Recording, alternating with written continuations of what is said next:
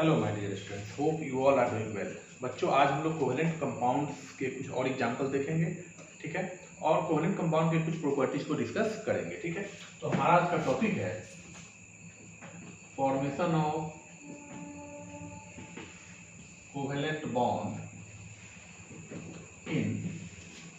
बच्चों, हम लोग कुछ कंपाउंड में देखते हैं, जैसे पिछले वीडियो में मैंने आपको कुछ कंपाउंड्स में कोवेलेंट बॉन्ड कैसे बनते हैं वो मैंने आपको बताया था।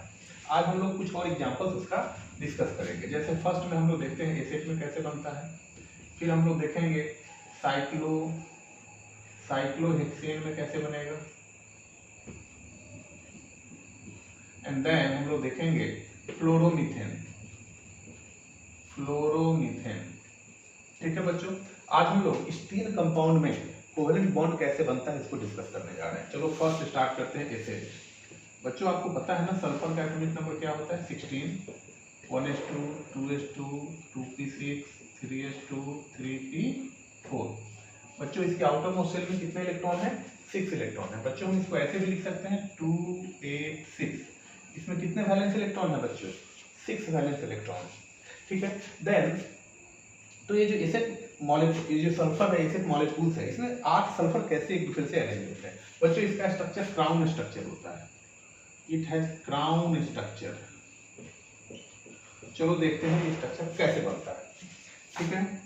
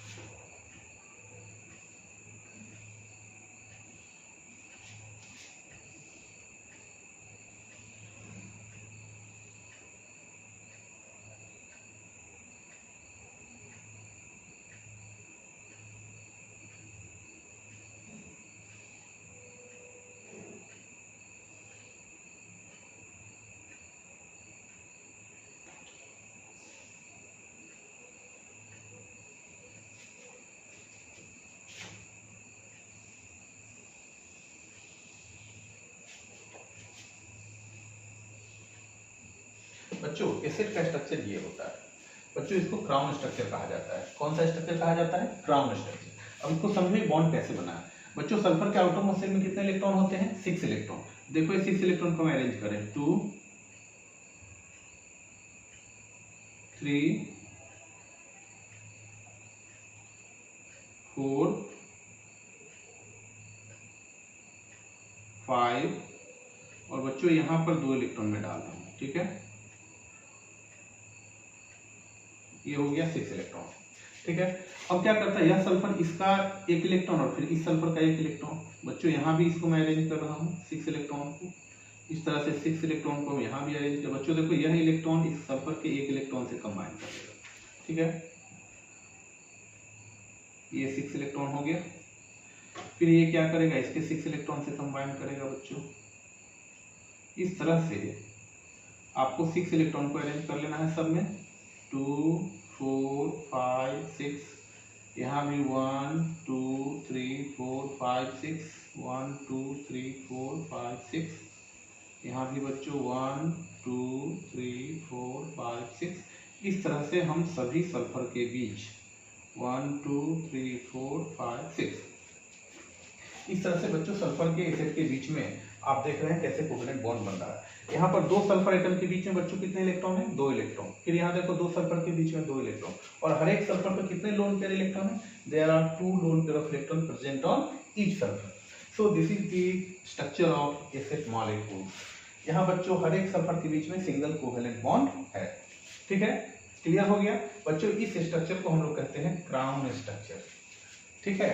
देखो बच्चों, यहाँ सल्फर के आउटर मोस्ट शेल में 6 इलेक्ट्रॉन है, आपको 6 इलेक्ट्रॉन है, और स्टेबिलिटी का रूल क्या है? Octet rule. यह सल्फर क्या चाहेगा? स्टेबल होने के लिए इसके पास 8 इलेक्ट्रॉन चाहिए। ये क्या करेगा? दूसरे सल्फर से 1-1 इलेक्ट्रॉन का शेयरिंग करेगा। 6 इसका अपना इलेक्ट्रॉन, 1 यहाँ से 1 यहाँ से लेकर अपना ऑक्टेट पूरा कर लेगा। बच्चों, मैं इसको सर्किल में नहीं दिखा रहा हूँ, क्योंकि सर्किल में दिखाने से थोड़ा ये कॉम्प्लिकेटेड हो जाता है, इसलिए मैं सिर्फ बॉन्ड से ही आपको इसको समझाने की कोशिश कर रहा हूँ, ठीक है, तो इस तरह से आप एसिड मॉलिक्यूल्स के बॉन्डिंग को बना लोगे। चलो दूसरा देखते हैं, साइक्लोहेक्सेन। साइक्लोहेक्सेन बच्चों, हेक्सेन में कितने कार्बन होते हैं? 6 कार्बन होते हैं और साइक्लिक कंपाउंड है बच्चों, एक तरह का क्लोज्ड स्ट्रक्चर है। ठीक है, 6 कार्बन का एक क्लोज्ड स्ट्रक्चर है। चलो हम लोग 6 कार्बन बनाते हैं, 1 2 3 4 5 6। या बच्चों इसको आप ऐसे भी बना सकते हो,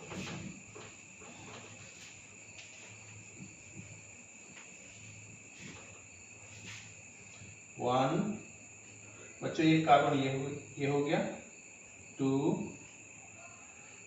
3 4 5 6। ठीक है बच्चों, ये 6 कार्बन हो गया। हमको इस 6 कार्बन से क्या बनाना है? साइक्लोहेक्सेन चाहिए। तो आपको पता होगा कि कार्बन का एटॉमिक नंबर बच्चों क्या होता है? 6। बच्चों इसके आउटर मोस्ट शेल में कितने इलेक्ट्रॉन होते हैं? It has 4 electron its outer most shell.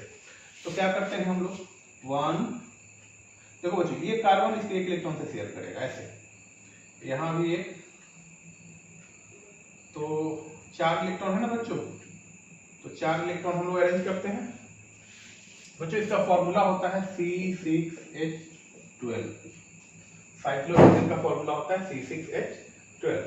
तो क्या करेगा बच्चों, ये इसका एक इलेक्ट्रॉन इसके एक इलेक्ट्रॉन से शेयरिंग होगा, फिर इसका एक इलेक्ट्रॉन इसके एक इलेक्ट्रॉन से शेयरिंग होगा, फिर इसका यह इलेक्ट्रॉन इस कार्बन के एक इलेक्ट्रॉन से शेयरिंग होगा। ठीक है, फिर इसका एक इलेक्ट्रॉन इस एक इलेक्ट्रॉन से शेयर होगा।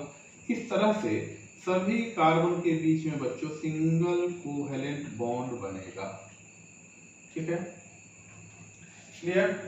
अच्छा बच्चों, कार्बन के पास यहाँ आउटर मोस्ट शेल में कितने इलेक्ट्रॉन है? 4 इलेक्ट्रॉन है। तो देखो हर एक कार्बन का 2 इलेक्ट्रॉन तो यहाँ इन्वॉल्व हो गया, 2 इलेक्ट्रॉन अभी बचा हुआ है। तो वह 2 इलेक्ट्रॉन किससे कंबाइन करेगा? हाइड्रोजन से। बच्चों यहाँ पर हाइड्रोजन है, हाइड्रोजन के पास अपना एक इलेक्ट्रॉन, कार्बन का एक इलेक्ट्रॉन, फिर इस कार्बन का एक इलेक्ट्रॉन, हाइड्रोजन का एक इलेक्ट्रॉन।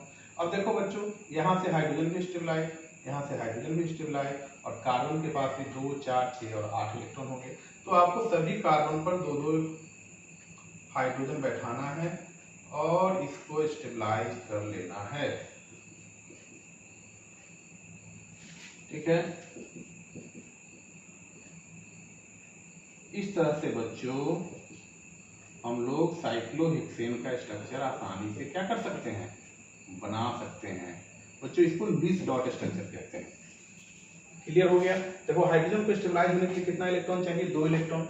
इस 2 इलेक्ट्रॉन से हाइड्रोजन स्टेबलाइज होगा, और कार्बन की जगह पर कितने इलेक्ट्रॉन हो गए? कितने बॉन्ड हो गए बच्चों? 1 2 3 4। It has 4 covalent bond. 4 covalent bond means how many electrons? It has 8 electron. तो कार्बन भी यहाँ किस रूल को सेटिस्फाइड कर रहा है? ऑक्टेट रूल को ये भी फुलफिल कर रहा है। कार्बन ऑक्टेट रूल के कारण स्टेबलाइज हो गया। हाइड्रोजन जो है इसके पास 2 इलेक्ट्रॉन हो गया, नहीं इसका स्ट्रक्चर जो है बिल्कुल हीलियम से मैच कर गया। तो हीलियम की जो एलिमेंट है जो 2 इलेक्ट्रॉन से स्टेबलाइज हो जाता है, तो हीलियम के जैसा हाइड्रोजन बन गया और कार्बन आपका ऑक्टेट रूल को फुलफिल किया, जिसके कारण ये स्टेबलाइज हो गया। तो this is the bonding of cyclohexane, ये आपको ध्यान में रखना है। ठीक है, चलो बच्चों एक और हम लोग एग्जांपल देखते हैं, फ्लोरोमीथेन। थर्ड एग्जांपल बच्चों, फ्लोरोमीथेन का फॉर्मूला क्या होता है? फ्लोरोमीथेन इसका फॉर्मूला होता है CH3F। तो ये बॉन्ड कैसे बनेगा? आप जानते हो कार्बन का एटॉमिक नंबर 6 2 4, इसके आउटर मोस्ट शेल में 4 इलेक्ट्रॉन है। फ्लोरीन का बच्चों 9 होता है, 2 7, और हाइड्रोजन का तो 1 होता है, ये आप जान ही रहे हैं। जब बच्चों सेंटर में यहाँ कौन होगा? मैंने आपको क्या बताया था, जिस एटम की संख्या कम होगी उसको सेंटर में रखना। इस कार्बन हाइड्रोजन में कार्बन की संख्या कम है तो ये सेंटर में आएगा। देखो अरेंजमेंट आपको आना चाहिए। ये फ्लोरीन हो गया। जब फ्लोरीन के पास अपना 7 इलेक्ट्रॉन है तो ये कितने इलेक्ट्रॉन से शेयर करेगा? 1 इलेक्ट्रॉन।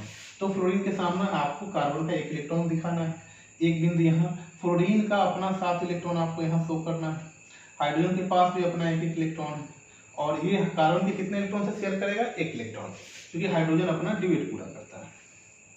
तो इस तरह से बच्चों देखो, ये हाइड्रोजन का ड्यूएट हो गया, ये इसका ड्यूएट, ये इसका ड्यूएट, ये फ्लोरीन का ऑक्टेट, और कार्बन इस तरह से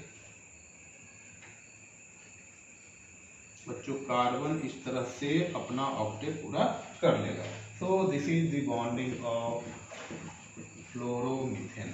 तो बच्चों आपको दिखाई दे रहा है? ठीक है, तो इस तरह से बच्चों हम लोग आसानी से कोवेलेंट कंटेनिंग मॉलिक्यूल्स के बॉन्डिंग को आसानी से शो कर सकते हैं। मैंने आपको अभी यहाँ कितना एग्जांपल बताया, 3 एग्जांपल, ऐसे साइक्लोहेक्सेन, साइक्लो एंड फ्लोरोमीथेन। आप और भी एग्जांपल को आसानी से कर सकते हैं। चलो एक और एग्जांपल देखते हैं।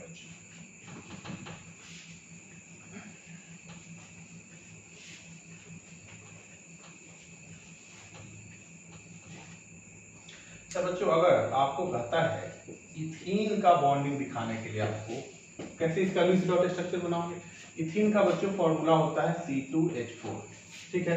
चलो बनाते हैं। कार्बन 6 2 4, बच्चों इसके आउटरमोस्ट शेल में 4 इलेक्ट्रॉन है। चलो ये 2 कार्बन हो गया, हाइड्रोजन कितना है 4 है, तो आप दोनों कार्बन को 2 हाइड्रोजन डिस्ट्रीब्यूट कर दो, यहाँ पे 2, यहाँ भी 2। अच्छा, हाइड्रोजन बच्चों कितने इलेक्ट्रॉन से शेयरिंग करता है, 1 इलेक्ट्रॉन से, तो हाइड्रोजन के सामने कार्बन का 1 ही इलेक्ट्रॉन आपको प्रोजेक्ट करना है, ठीक है। बच गया इसका कितना इलेक्ट्रॉन, 2 इलेक्ट्रॉन आप कार्बन के यहाँ दिखाई दे रहा है, 2 इलेक्ट्रॉन जो बच गया उसको आपको यहाँ दिखाना है, इस तरह से। बच्चों ये हो गया हमारा लुईस डॉट स्ट्रक्चर। हाइड्रोजन 2 से स्टेबलाइज, ये हाइड्रोजन भी 2 से, ये हाइड्रोजन भी 2 से, ये हाइड्रोजन भी 2 से। कार्बन कैसे होगा, 2 4 6 और 2। यह कार्बन इस कार्बन के 2 इलेक्ट्रॉन से शेयरिंग करेगा और आपका बॉन्ड ऐसा बनेगा। फिर इसका आपको ऐसे बनाना है, ठीक है बच्चों। यहाँ पर जो कॉमन जो आप स्पेस देख रहे हो, यहाँ पे कितने इलेक्ट्रॉन है, 4 इलेक्ट्रॉन है, तो इस 4 इलेक्ट्रॉन से बच्चों डबल बॉन्ड बनेगा। So the bonding is like that, this is the bonding of ethene, ठीक है। इथीन में कार्बन कार्बन के बीच में डबल कोवेलेंट बॉन्ड होता है। तो बच्चों ये सब एग्जांपल्स मैंने आपको अभी यहाँ समझाया। तो इस तरह से आप आसानी से कोवेलेंट कंटेनिंग कंपाउंड्स का आप बॉन्डिंग आसानी से बना सकते हैं। अच्छा बच्चों, इस मॉलिक्यूल्स को हम लोग क्या कहेंगे, इस मॉलिक्यूल्स को कहेंगे कोवेलेंट मॉलिक्यूल। वैसा मॉलिक्यूल जिसमें कोवेलेंट बॉन्ड पाया जाता है, वैसे मॉलिक्यूल्स को कोवेलेंट मॉलिक्यूल्स कहा जाता है, ठीक है। अब हम लोग कुछ कोवेलेंट मॉलिक्यूल्स की एग्जांपल प्रॉपर्टीज को डिस्कस करेंगे, ठीक है।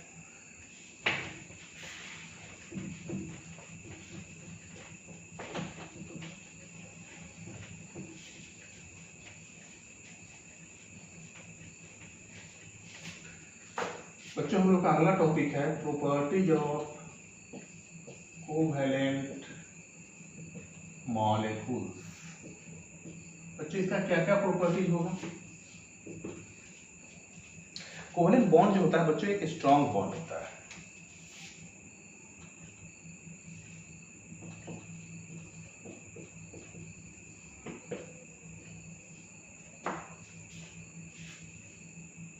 The covalent bond forms within a molecule। बच्चों ये कोवेलेंट बॉन्ड क्या होता है, मॉलिक्यूल्स के अंदर बनता है, ठीक है। And it is a strong bond, ये एक स्ट्रॉन्ग बॉन्ड होता है बच्चों, ठीक है। लेकिन कोवेलेंट मॉलिक्यूल्स के डिफरेंट मॉलिक्यूल्स बच्चों जिस फोर्स से आपस में जुड़े रहते हैं ना, that is a big force of attraction. The different molecules, covalent molecules, different covalent molecules are joined together by a weak force of attraction, so that it has low melting and boiling point. इसीलिए बच्चों इसका melting और boiling point covalent containing molecules का कम होता है। Melting and boiling point. बच्चों देखो हम आपको क्या करना, जैसे मैंने अभी आपको CH3H का एग्जांपल बताया, फ्लोरोमीथेन। फ्लोरोमीथेन में क्या होता है, विदिन द मॉलिक्यूल्स इसके जो अंदर जो ये बॉन्ड है, ये बॉन्ड तो काफी, इसी बॉन्ड को बच्चों कोवेलेंट बॉन्ड कहते हैं, ये बॉन्ड तो काफी स्ट्रांग है।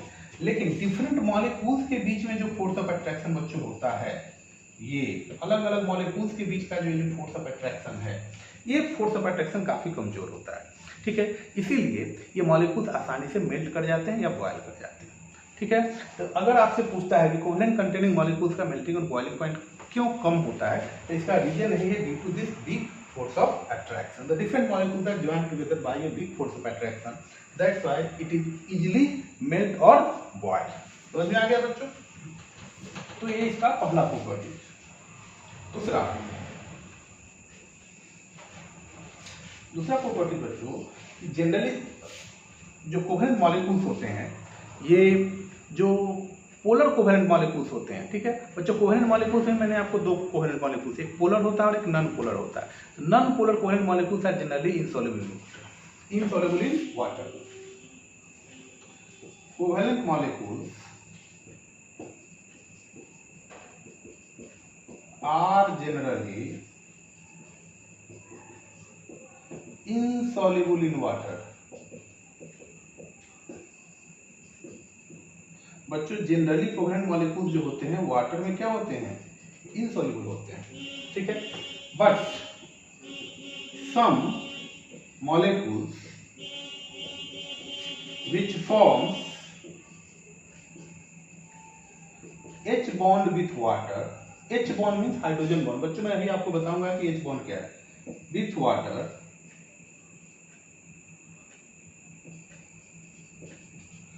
आर सॉल्युबल इन वाटर, ठीक है बच्चों।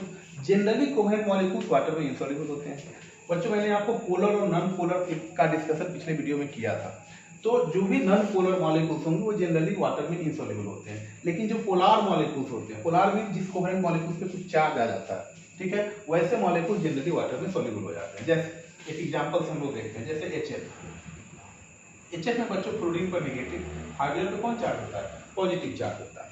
तो क्या होता है ना कि ये जो HF जो मॉलिक्यूल है ये वाटर के साथ जुड़ जाता है। अच्छा वाटर का आपने पढ़ा था, वाटर का बॉन्डिंग क्या होता है बच्चों। वाटर का अगर आप बॉन्डिंग देखेंगे तो ये वाटर की बॉन्डिंग है, H2O, यहाँ ऑक्सीजन पे माइनस और हाइड्रोजन पे प्लस चार्ज होता है। ये मैंने आपको पिछले वीडियो में डिस्कस किया था। अब देखो बच्चों यहाँ पर क्लोरीन पर माइनस है और यहाँ हाइड्रोजन पर क्या चार्ज है, प्लस चार्ज है। इस प्लस माइनस में एक फोर्स काम करता है, ठीक है। तो यहाँ पर ये जो फोर्स ऑफ अट्रैक्शन है बच्चों, इसी फोर्स ऑफ अट्रैक्शन को कहते हैं हाइड्रोजन बॉन्ड। हाइड्रोजन बॉन्ड के लिए कंडीशन क्या है कि ये जो आप हाइड्रोजन देख रहे हो, अगर ये दो इलेक्ट्रोनेगेटिव एटम के बीच में आ जाता है, देखो यहाँ पर ऑक्सीजन और फ्लोरीन इलेक्ट्रोनेगेटिव एटम है और इसके बीच में हाइड्रोजन आ गया, तो बच्चों इस बॉन्ड को हम लोग कहते हैं hydrogen bond. That's why HF is soluble in water। बच्चों HF क्या है, इसमें सिंगल कोवेलेंट बॉन्ड, लेकिन कोवेलेंट कंटेनिंग मॉलिक्यूल्स में भी ये पोलर नेचर का है। यहाँ हाइड्रोजन पे पॉजिटिव और फ्लोरीन पे नेगेटिव चार्ज है। तो जो भी पोलर मॉलिक्यूल्स होते हैं वो वाटर के साथ हाइड्रोजन बॉन्ड बना लेते हैं और हाइड्रोजन बॉन्ड बनाने के कारण ये मॉलिक्यूल्स वाटर में क्या हो जाते हैं, सॉल्युबल हो जाते हैं, ठीक है। तो ये इसका सेकंड प्रॉपर्टी हो गया बच्चों। थर्ड प्रॉपर्टी हम लोग देखते हैं। अच्छा हाइड्रोजन बॉन्ड क्या है बच्चों, यहीं पे मैं आपको थोड़ा सा बताना चाहूंगा।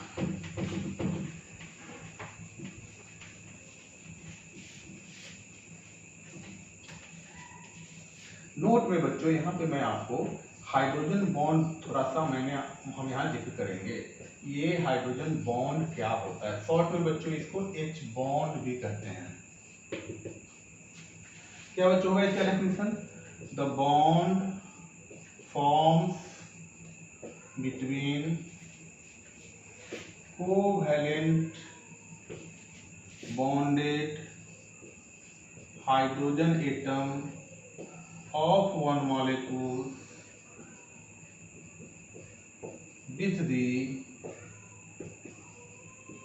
highly electronegative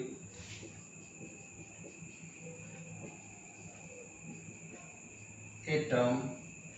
बच्चों हाईली इलेक्ट्रोनेगेटिव में फ्लोरीन, ऑक्सीजन और नाइट्रोजन आता है ऑफ अदर मॉलिक्यूल्स।